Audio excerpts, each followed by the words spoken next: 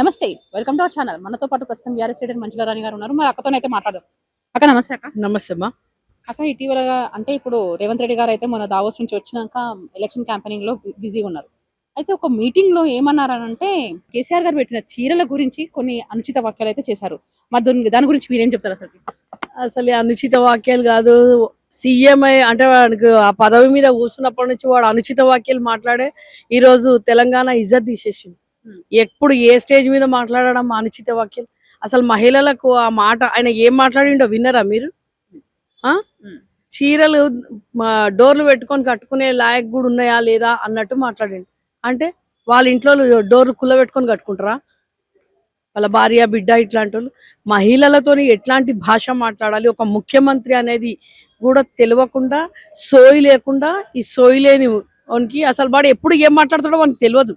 ఆ నోటికి వాని పక్కకి ఎవడన్నా ఉండుర్రా నాయన, వాని పెళ్ళానికి కూడా చెప్తున్నాము.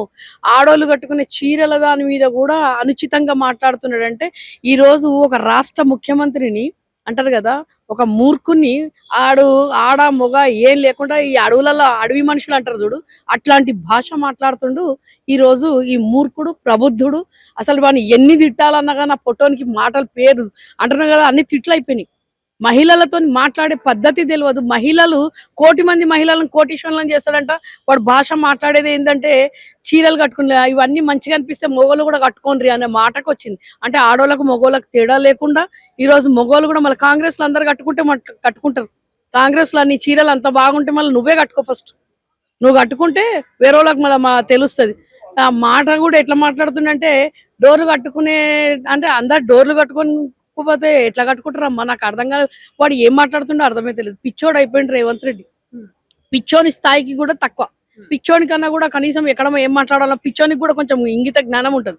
అంతకన్నా హీనమైన మూర్ఖుని ఈరోజు రేవంత్ రెడ్డిని తెచ్చుకున్నాం మనం. అసలు మొన్న ఎలక్షన్స్లలో కూడా ఎట్లా మాట్లాడుతుండమ్మా, బాపు కేసీఆర్ గురించి మాట్లాడే స్థాయి ఉన్నదా అమ్మ తల్లి ఆయనకు? ఇవడు ఎవరికి రాను జాతిపిత అంటాడు. మళ్ళీ నువ్వెవనివిరా? అసలు ఎవనివిరా నువ్వు? అసలు ఏం మాట్లాడుతున్నావు? సోయిందారానైనా ఒక రాష్ట్రాన్ని తెచ్చిన ముఖ్యమంత్రి 10 సంవత్సరాల ముఖ్యమంత్రికి ఎట్లా మాట్లాడాలి? కనీసం ఆయన ఏజ్ని బట్టి ఆయన వయస్సును బట్టి కూడా మాట్లాడలేని పరిస్థితులలో ఈరోడు అంటారు కదా, మానసిక పరిస్థితి బాగలేదు రేవంత్ రెడ్డి. ముఖ్యమంత్రి అయినప్పటి నుంచి వాడు ఒక సైకో అయిపోయింది. సైకో కూడా అనొద్దు, అసలు వాని మైండ్ పని చేస్తలేదు. ఆడెప్పుడు ఏ స్టేజ్ మీద ఎప్పుడు ఎక్కడ చైనా పోతున్నాడు, సింగపూర్ పోతున్నాడు, అంటే దావుస్కు పోతున్నాడు. దావుస్కు పోయి కనీసం మంచి నేర్చుకొని వస్తాడేమో, కనీసం బూతులు ఇంగ్లీష్లో మాట్లాడతాడేమో అని అనుకున్నాం. మళ్ళీ వచ్చి అదే పురాణం, అదే ధోరణి. అంటారు కదా, ఎవడు అంటే జాతి ఎవరికి రా జాతి, మళ్ళీ నీ జాతికి నీ జాతి ఏందిరా? నీది అది మనుషుల జాతి అని అసలు అటు మనిషి కాకుండా ఇటు పశువులో కాకుండా ఏ జాతి ఉన్నదో చెప్పాలి. నీ జాతి ఏందో చెప్పి ఎదుట వాళ్ళ జాతి గురించి మాట్లాడే ఒక 4 కోట్ల ప్రజలకు జవాబుదారీ ఇవ్వాలి తమ్మి అమ్మ ఈయన. కానీ అట్లాంటి వాడు ఒక రాష్ట్రం తెచ్చినవాడు రా నాయన. ఆయన కాలు కడుక్కొని నెత్తి మీద పోసుకుంటుర్రు. ఈరోజు అంతర్జాతీయంగా ఒక సీఎం ప్రపంచంలో ఇది 4వ స్థానం తెలుసా తెలంగాణ, హైదరాబాద్.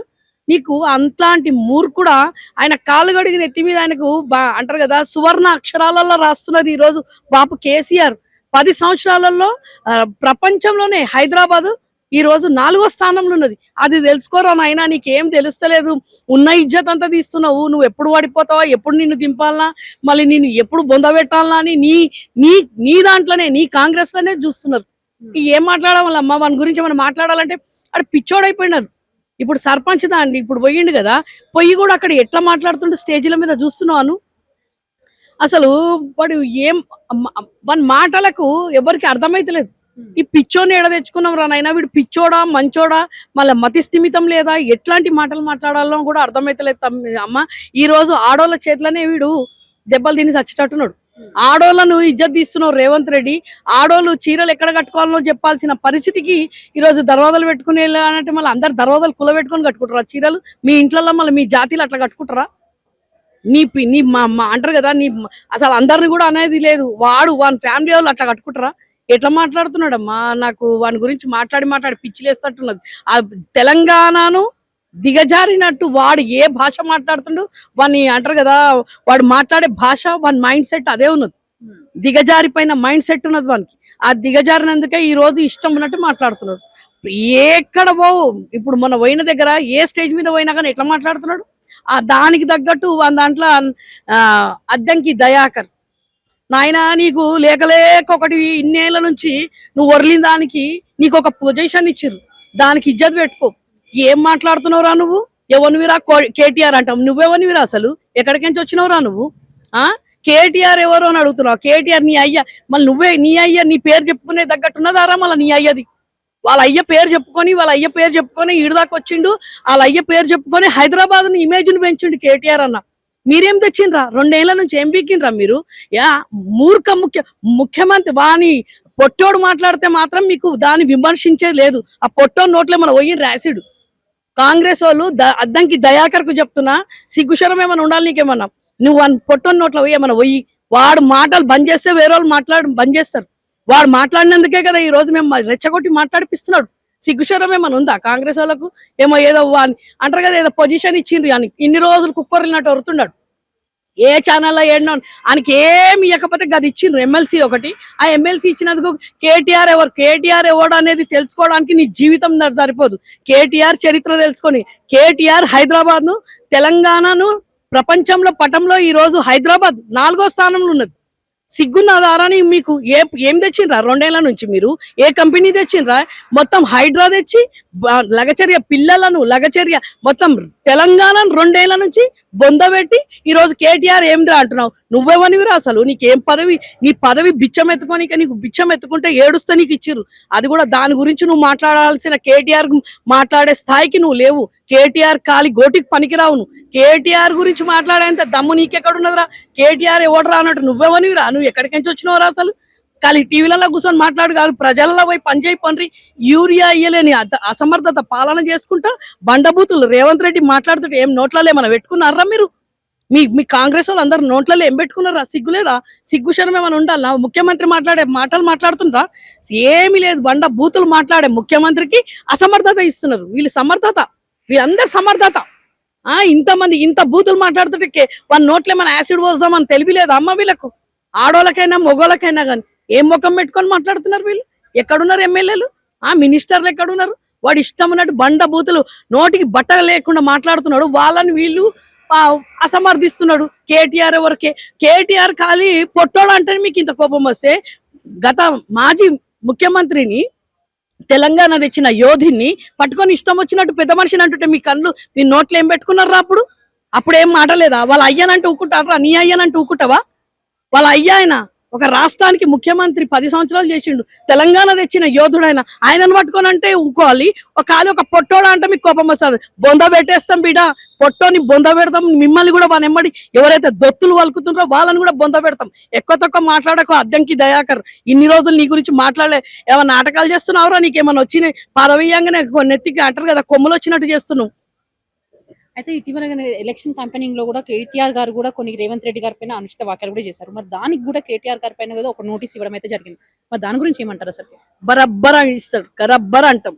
ఎంతమంది మీద నోటీసులు ఇస్తారు? ఫస్ట్ వాడి నోట్లో అంటారు కదా, ఇప్పుడు ఉన్న వాడు పొట్టోన్లా వాడి నోట్లో యాసిడ్ పోయింది. మీ అందరు కాంగ్రెస్ వాళ్ళు కలిసి వాడి నోట్లో యాసిడ్ పోస్తే వాడు భాష మార్చే వరకు బాపు కేసీఆర్ కి పాదాభిషేకం చేసే వరకు అర్థమవుతుందమ్మా. జనాలను వదిలిపెట్టిండ్రు సిగ్గుశరం లేకుండా. ఇలా ఉన్న వాడు 2 ఏళ్ల నుంచి అంటుంటే పట్టించుకోలేదు. కేటీఆర్ అన్న 2-3 మాటలు అనగానే నోటీసులు ఇస్తారు. సీఎం రేవంత్ రెడ్డి కదా, సీఎం ఉన్నాక సీఎం కొన్ని పదవిలో ఉన్నప్పుడు సీఎం ఉంటే అందరినీ బండబూతులు తిట్టాల వాడు? సీఎం ఉంటే బండబూతులు తిట్టడానికి వచ్చినాడమ్మా? ప్రజలకు సంక్షేమ పథకాలు ఇవ్వడానికి వచ్చిందా? ప్రజలను కాపాడడానికి వచ్చిందా? ప్రజలకు మంచి దారి చూపిస్తాడా? లేకుంటే సీఎం ఉన్నాడని చెప్పేసి నోటికి బట్ట లేకుండా మాట్లాడతాడా? వాళ్ళని కూడా కించపరుస్తున్నాడు. సీఎం వీడు దేవరికమ్మా సీఎం ఆడు. చీరలు ఎట్లా కట్టుకుంటారు అని చెప్తాడా?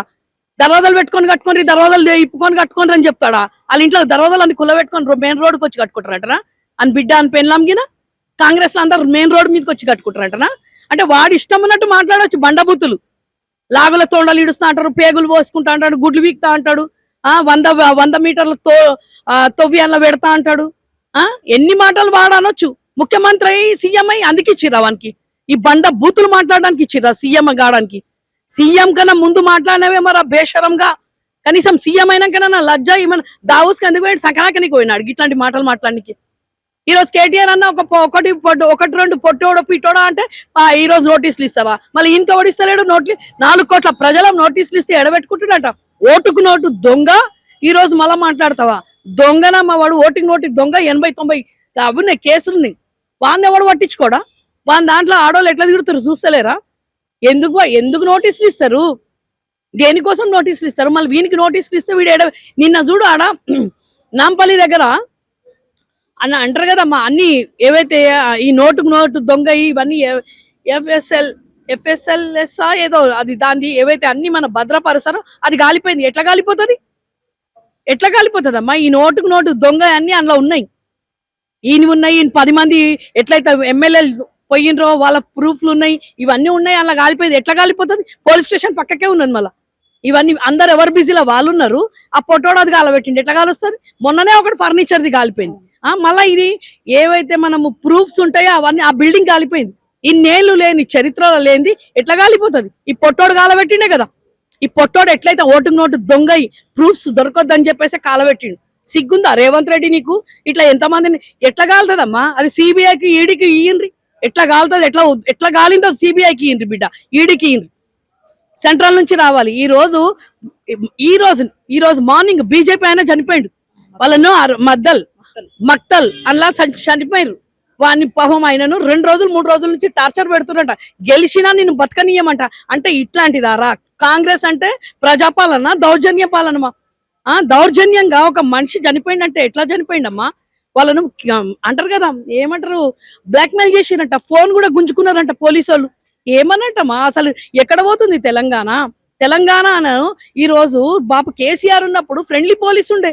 పోలీసు వాళ్ళు కూడా కొట్టి వాళ్ళ ఫోన్ గుంజుకున్నారంట. ఇప్పుడు ఇలా మార్నింగ్ TV9 లో చూపిస్తారు. ఇప్పుడు లోకల్లో వస్తున్నారు. వాళ్ళని అనవసరంగా అది చేసిండ్రు కదా. ఇప్పుడు వాళ్ళు ఎట్లా పోవాలి? ఇప్పుడు మొన్న జూబ్లీ హిల్స్ కూడా అట్లనే పోయినరు.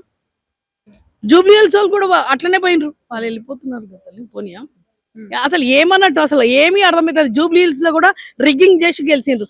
ఈ రోజు కూడా రేపు అయ్యే ఎలక్షన్లలో కూడా రిగ్గింగ్ చేస్తారు ఖచ్చితంగా. పోలీసు వాళ్ళకి దొత్తు. రేవంత్ రెడ్డి హోమ్ మినిస్టర్ లేరు, ఏమంటారు, విద్యాశాఖ మంత్రి లేడు.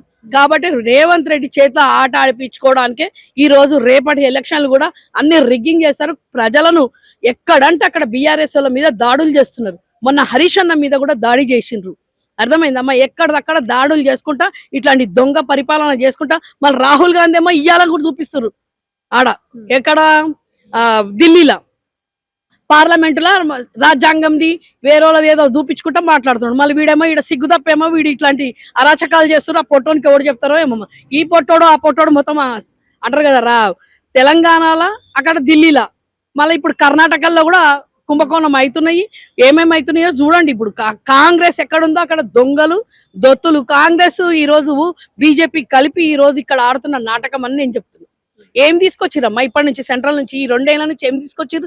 ఏం బడ్జెట్ తెచ్చారు? 8 మంది ఎంపీలు వాళ్ళు ఉన్నారు, 8 మంది ఎంపీలు వీళ్ళు ఉన్నారు. ఏం పీగడానికి ఉన్నారా? ఏం తెచ్చిరు? ఇప్పటి వరకు 1 రూపాయి లేదు. నయా ఈ రోజు మళ్ళీ ఏమంటున్నాడు? మామారా భాయ్ అని అన్నావు కదా, మళ్ళీ నీకేమిచ్చిండు మోదీ? ఏమిచ్చిండు? ఇంతకుముందు కేసీఆర్ ఎన్నో మాటలు అన్నావు. ఏం తీసుకొస్తున్నాడు? మళ్ళీ నువ్వేం తెచ్చినావు? ఏమని 2 ఏళ్ళు వెళ్ళి 3వ ఏళ్ళు పడుతున్నది. ఏం తీసుకొచ్చిరు? ప్రజలకు ఏమి ఇచ్చినావు? ప్రజలే అన్ని వదిలిపెట్టేసి ఈ రోజు బీఆర్ఎస్ వాళ్ళ మీద పడుతున్నారు. ఖచ్చితంగా రేపు అయ్యే ఎలక్షన్లలో దౌర్జన్యంగా న్యాయపరంగా అయితేనేమో మేము 100% వస్తామమ్మా. దౌర్జన్యంగా రిగ్గింగ్లు చేసి ఇదే మర్డర్లు చేసి అందరిని ఎక్కడక్కడ కొట్టి అంటారు కదా బూతులలో కానీ బాక్సులు వీళ్ళదంతా ఇదే దొంగలు. వీళ్ళు బాక్సులు కూడా ఎత్తుకపోతారు రేపు. నేను చెప్పేదంటే చూడండి, రేపు చేసే వాడు అక్కడ పోలీసు వాళ్ళు కూడా కళ్ళు మూసుకొని ఉన్నారు. కాంగ్రెస్ వాళ్ళు ఎట్లా చెప్తే అట్లా రాత్రి అంటారు కదా మధ్యరాత్రి పోయి జగ్గారెడ్డి పోయి పైసలు వంచుతున్నాడు. ఆ వీడియోలు బయట పెట్టిరు బీఆర్ఎస్. పొద్దున TV9 లో కూడా చూపించారు. ఓటుకు నోటు ఓపెన్ గా మంచిగా పైసలు వంచుతున్నారు వాళ్ళు. ఓటుకు నోటు కథ ఈ రేవంత్ రెడ్డి ఎట్లయినా గెలవాలని చెప్పినట్టు ఇష్టం అన్నట్టు జగ్గారెడ్డి మీద మళ్ళీ ఇంకొక ఆయన పేరు ఉన్నది. ఆయన వీళ్ళందరూ మంచిగా రాత్రిపూట పైసలు వంచుతున్నారు కుల్లం. ఎంతవరకు అవుతుందో బీఆర్ఎస్ న్యాయపరంగా వాళ్ళని ఆపినందుకు మన పద్మా దేవేందర్ గౌడ్ అక్క ఆపి ఆ వీడియోలన్నీ మళ్ళీ బయట పెట్టిరు. అది ఎక్కడ వరకు పోలీసు వ్యవస్థనే లేదు తెలంగాణలో. పోలీసు గుండు సున్నా.